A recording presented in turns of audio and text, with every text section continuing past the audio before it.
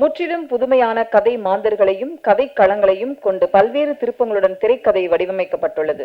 ஒரு சிக்கலான கதையை தெளிவாக சொல்லும் போது அதே நேரம் பார்வையாளர்களை பெரும்பாலான நேரம் இருக்கை நுனியில் அமர வைக்கிறது. இதன் அடிப்படையிலேயே இந்த கதைக்கு இந்த படத்திற்கு வழங்கப்படுகிறது. 2021 சர்பச்சா பரம்பரை திரைப்படத்திற்காக பரிந்துரைக்கப்பட்டு இந்த ஆண்டு சொர்க்கவாசல் திரைப்படத்திற்காக இவ்விருதினை பெறும் திரு தமிழ் பிரபா அவர்களை அன்புடன் மேடை கழிக்கிறோம்.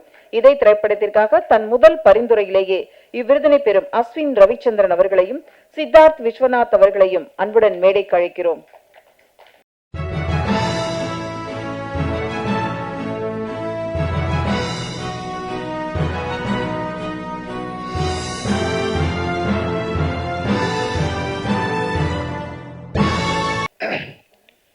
எல்லோருக்கும் வணக்கம். ரொம்ப மகிழ்ச்சியாக இருக்குது இந்த படத்துக்கு வாங்குகிற முதல் விருது இது. பொதுவாகவே எனக்கு இந்த பெரிய அமைப்புகள் நிறுவனங்களுக்கு கொடுக்குற விருதில் நிறைய கால்குலேஷன் இருக்கும். ஸோ பட் இந்த மாதிரியான ஒரு சிறிய அமைப்புகள் ஒரு விருதை ரொம்ப டீட்டெயிலாக புரிஞ்சுட்டு அதை கொடுக்குறதில் ஒரு ஜஸ்டிஃபிகேஷன் பண்ணுறது ரொம்ப அபூர்வம். பொதுவாகவே மேடையில் அவங்க தொகுத்து வழங்குறதா இருக்கட்டும், ஐயா சொன்ன சிறப்புரையாக இருக்கட்டும், இட்ஸ் டு ஜஸ்டிஃபை. எனக்கு மெயினாக இப்போ இங்கே உட்காந்து யோசிக்கும் போது என்ன தோணுச்சுன்னா, இவங்க கொடுத்த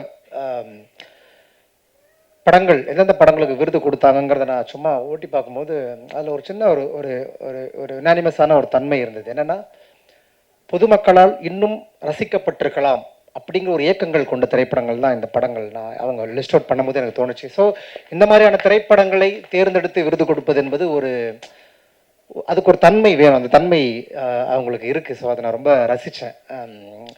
அதுக்கப்புறம் ஐயா பேசும்போதும் சொன்னார், ஒரு சினிமாவுக்குள்ள எசன்ஸ் அண்ட் டீட்டெயிலிங். ஸோ இன்றைக்கி அதுதான் நிறைய படங்கள் மிகப்பெரிய பொருட்செலவில் மிகப்பெரிய நட்சத்திரங்களை வச்சு எடுக்கப்பட்டாலும் அது மக்களை போய் சேராமல் இருக்கிறதுக்கான காரணம் அது வேறு விதமான ப்ரையாரிட்டியில் அது எடுக்கப்பட்டு அது போய் சேராமல் இருக்கிறது. ஸோ திரைக்கதையில் ஒன்று சொல்லுவோம், கேரக்டருக்கு நீடா வாண்டா, இதில் எதை முன்வைக்க போகிறோம் ஒரு சீனில் அப்படிங்கிறது சொல்லுவோம். ஸோ இது ஒரு படத்துக்கும் நம்ம பொருத்தி பார்த்துக்கலாம். அப்படி இந்த விதமான எல்லா அம்சங்களும் வரும்பொழுது அந்த படம் வெளிவரக்கூடிய சூழல், அந்த படத்தை ரொம்ப காம்ப்ரமைஸ் இல்லாமல் அந்த கிரியேட்டர்ஸ் எடுக்கும்போது சில நேரங்களில் பெரும்பான்மையால் அந்த படம் கொஞ்சம் ஒரு ஓரவஞ்சனை செய்யப்படும். அதுக்கு பல புறக்காரணிகள் இருக்கும். ஆனால் அந்த மாதிரியான திரைப்படங்களை நுட்பமாக கவனித்து அதில் இருக்கிற நுவான்சஸை ஐடென்டிஃபை பண்ணி இப்படி விருது கொடுக்குற இந்த அமைப்பை நான் ரொம்ப மதிக்கிறேன், பாராட்டுறேன். Thank you so much. நன்றி சார்.